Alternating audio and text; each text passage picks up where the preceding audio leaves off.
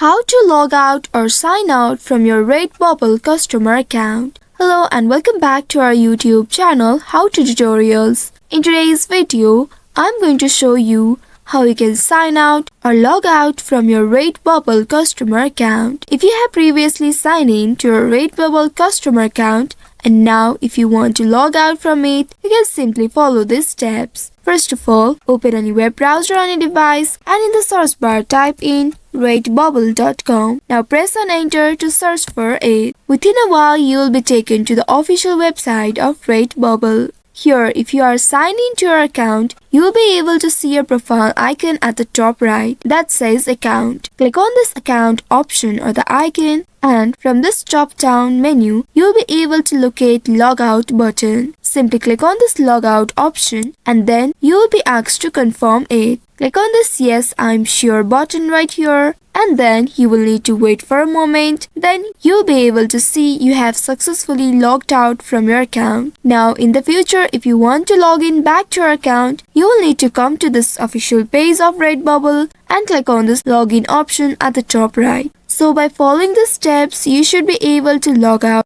I hope this tutorial was helpful.